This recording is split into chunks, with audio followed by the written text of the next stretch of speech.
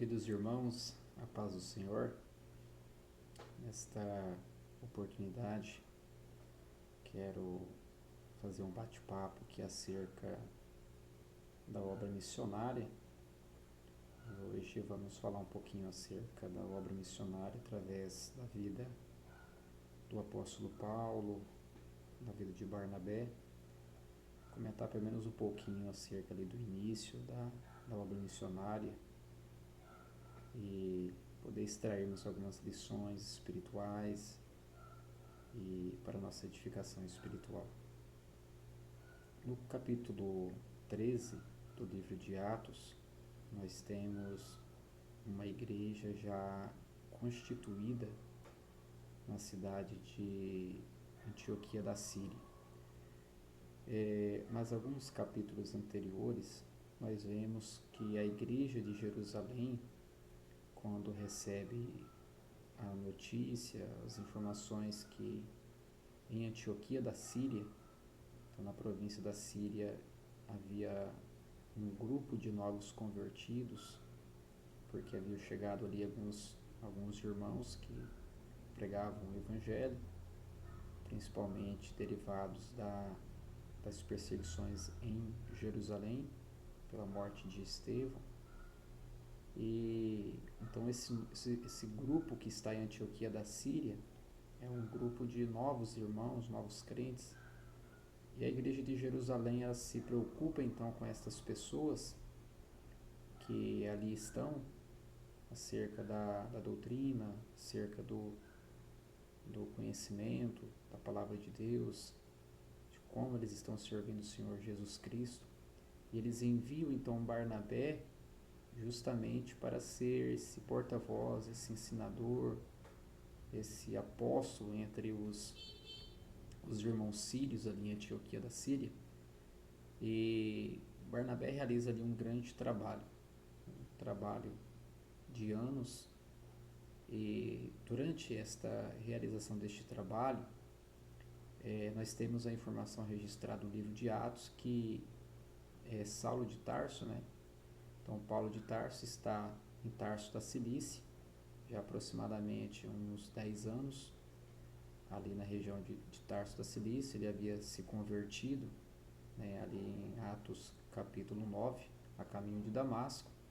Depois ele fica cerca de 3 anos no deserto da Arábia e depois 10 anos ali em Tarso da Cilícia.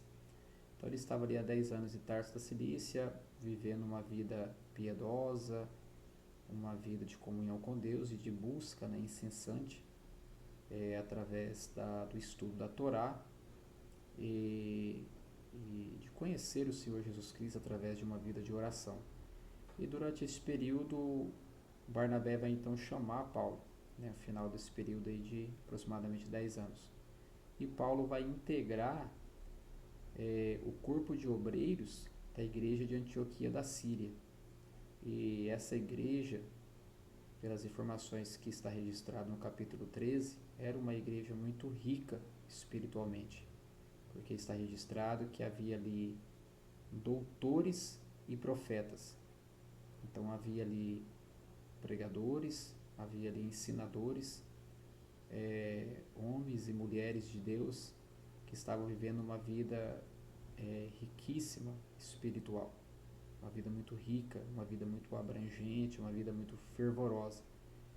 E durante esse período nós temos a informação de que Barnabé e Paulo, eles descem até Jerusalém juntamente com um obreiro por nome de Tito, e ali depois eles retornam de Jerusalém após resolver algumas situações, trazendo consigo João Marcos, que é sobrinho de Barnabé. E enquanto eles estão na igreja de Antioquia da Síria, realizando o trabalho cotidiano, comum, da evangelização, do bem comum da comunidade cristã que ali estava, esta igreja, o texto diz assim que Deus separa Barnabé e Paulo. Possivelmente Deus usou um dos seus instrumentos no dom de profecia, que profetizou, porque a Bíblia diz que após eles receberem esta afirmativa, né, esse direcionamento do Espírito Santo, eles vão para a oração e depois, impondo as mãos sobre Paulo e Barnabé, então os enviaram. É interessante nós observarmos aqui um detalhe muito rico do texto, que Barnabé havia sido enviado pela igreja de Jerusalém para Antioquia da Síria. Então, quando Barnabé ele está ali em Antioquia da Síria, e agora o Espírito Santo o separa para além das fronteiras da Síria, então Barnabé seria então o primeiro obreiro enviado para o campo missionário, que veio de Jerusalém para Antioquia da Síria. Antioquia da Síria é uma província, então a Síria é uma província, Judéia é uma província, Galileia é uma província do vasto Império Romano. Então, quando ele saiu de Jerusalém, cruzando as fronteiras para a Síria, ele já se tornou então aí um missionário enviado. Então, nós teríamos então Barnabé, o primeiro obreiro enviado ao campo missionário. E agora, dentro da igreja de Antioquia da Síria, podemos usar a expressão que ele é o pastor presidente deste campo, ou pastor presidente desta convenção, porque ele está ali diante desta igreja, responsável por ela, é aquele que está na liderança, exercendo um papel ali, frutificando em Cristo. Mas agora o Espírito Santo o está chamando para além das fronteiras da Síria. E juntamente com ele também Paulo. Então nós vemos aqui um novo direcionamento para a vida de Barnabé, que frutificou, que deu muitos frutos em Antioquia da Síria, ali essa riqueza que o texto nos traz de nomes, no capítulo 13, e também fazendo ali uma colocação de dois ministérios, né, profetas e doutores, fala da riqueza que havia dentro desta igreja de Antioquia da Síria. Os irmãos que já tiveram a oportunidade de estudar a história da igreja têm então conhecimento que Antioquia da Síria vai se tornar um dos grandes nomes ao decorrer da história, né, do século I, segundo, terceiro, quarto e assim por diante. Sempre vai dali sair grandes eruditos, grandes pregadores, expoentes nas suas vertentes mais históricas das escrituras, mas vão sair dali homens, alguns para Constantinopla, para a região do Oriente, mas vai ser uma igreja muito frutífera. Então, foi um trabalho realizado ali onde Deus frutificou e abençoou grandemente. Depois nós temos a informação de que João Marcos ele passa a ser o cooperador de Barnabé e de Paulo, então daquilo que nós chamamos, né, de primeira viagem missionária do apóstolo Paulo, que é a saída de Antioquia da Síria para romper novas fronteiras. E João Marcos vai ser então o cooperador desta obra. Ele é sobrinho de Barnabé. As informações bíblicas que nós temos que ele é originário de Jerusalém. Existem alguns pensamentos de estudo acerca dele, mas o certo é que ele se tornou uma peça, né, desse time que está saindo agora de Antioquia e indo em direção a novas fronteiras para ganhar almas para o reino de Deus. Então eles saem ali da cidade de Antioquia da Síria e eles descem até uma cidade portuária por nome de Seleucia, e dali eles vão pegar então uma navegação. Eram os meios mais comuns, né, daquela época para chegar em determinadas nações, a navegação. Então eles vão navegar indo para a província de Chipre. Chipre é uma província natal de Barnabé, então Barnabé conhecia muito bem a província de Chipre. O texto diz que eles navegam de Seleucia e vão chegar ali em Salamina. Então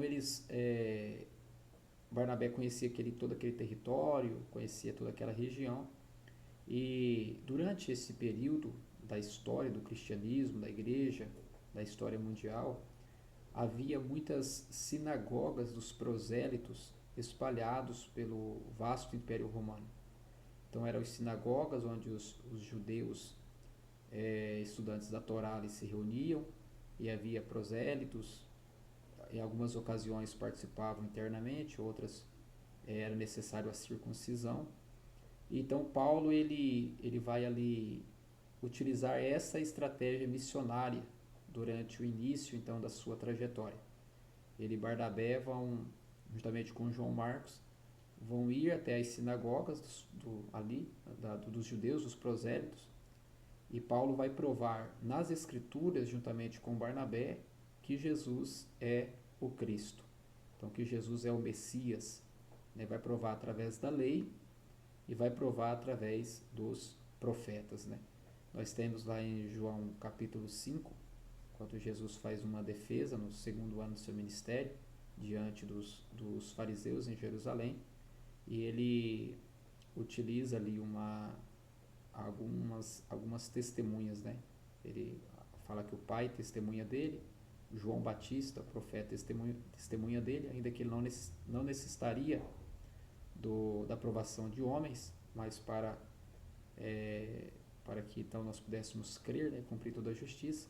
Então o pai testifica, João testifica, e aí ele fala: as obras que eu tenho feito testifica, e as escrituras. Então o Paulo utiliza justamente isso, ele vai provar nas escrituras que Jesus é o Cristo, através da lei, que Jesus cumpriu toda a lei, daquilo acerca dele, do que estava escrito, né? E também cumpriu os profetas, as profecias messiânicas que estavam acerca dele. Temos diversas profecias messiânicas, dentre elas as mais comuns e mais ditas, né? Nasceria de uma virgem, nasceria em Belém da Judéia, conforme profetizou Miqueias, de uma virgem, conforme profetizou Isaías, que viria do Egito, né? Porque do Egito chamei o meu filho, lamentações em Ramá, e tantas outras profecias que foram preditas, né, acerca da traição, a entrada triunfal em Jerusalém e assim por diante. Então, Paulo vai utilizar estes argumentos teológicos, muito conhecidos do judaísmo, no sentido ali, é claro, dentro da Torá. Então, ele vai explorar esse assunto e vai provar nas Escrituras que Jesus é o Filho de Deus. Uma vez que ele, diante daquela comunidade, daquela sinagoga, daquela comunidade religiosa, ele prova que Jesus é o Filho de Deus, é o Messias, então começa-se conversões de almas, que começam então a vir em direção ao Senhor Jesus Cristo, além das fronteiras então da Síria, agora já na província de Chipre. Região de Salamina, depois na região de Pafos. E então Paulo vai utilizar essa estratégia missionária juntamente com Barnabé e João Marcos, entrando nas sinagogas e ali pregando o evangelho. E essa uma análise bastante importante para nós, nos dias que nós vivemos, que nós temos diversas possibilidades de realizar então a pregação do evangelho. Paulo tinha ali a possibilidade de ir até as sinagogas, onde concentrava o maior número de judeus reunidos. Então era um primeiro palco, era um primeiro contato. Havia pessoas ali que eram interessadas já no estudo da lei de Deus, havia prosélitos que se interessavam então ali pela a palavra de Deus. Então Paulo vai justamente neste ambiente como primícias para conseguir ali ganhar almas para Cristo. Nós vamos ver que durante as viagens missionárias de Paulo, Paulo vai perpetuar em diversos locais essa mesma estratégia. Quando não havia sinagogas, como foi o caso de Filipos na segunda viagem missionária, Paulo procura um local de oração, né? Local de oração. Então, geralmente, quando não se tem uma sinagoga, se tem um local de oração, onde se reuniam, e Paulo ia até este local. Então, isso é importante, trazendo para os nossos dias, que nós podemos procurar as melhores formas de evangelismo para nós ganharmos almas para Cristo. E analisarmos também as metodologias, a pedagogia que nós temos utilizado no nosso evangelismo, dentro da nossa comunidade cristã, dentro da nossa realidade. E ver se essa tática, essa entrega que temos realizado para o Senhor, dentro dessa estratégia de evangelização tem sido, primeiramente, aprovada por Deus e, segundo, se temos colhido frutos deste método de trabalho. Porque não é apenas você ir para o campo missionário, você ir para o campo da evangelização, do evangelismo, mas é você olhar se Deus está aprovando, se você está conseguindo, de fato, ver um crescimento daquele trabalho, se aquele trabalho está desenvolvendo e procurar ter uma orientação de Deus e procurar as melhores estratégias para que o nome do Senhor possa ser glorificado. Então hoje nós temos diversos tipos de evangelismo, você tem de porta a porta, você tem entregando panfletos, você tem nas praças, nos albergues, as pessoas aí que estão capacitadas para ir para hospitais, em presídios, temos nas rádios, televisões, internet, redes sociais, de modo geral. Então nós podemos nos levantar e praticar a obra de Deus, praticar o evangelismo, ganhar almas para o reino do Senhor. Então Paulo utilizou essa estratégia missionária e nós podemos então buscar de Deus estratégias para que Deus possa nos direcionar dentro da nossa realidade espiritual. Um comentário simples aqui no início da caminhada de Paulo, e nos próximos vídeos estaremos comentando acerca aí desta caminhada espiritual, das experiências que viveu Paulo, em um bate-papo mais direto aqui, tudo para enriquecer o reino de Deus e para a glória de Deus. Deus abençoe a todos, em nome do Senhor Jesus.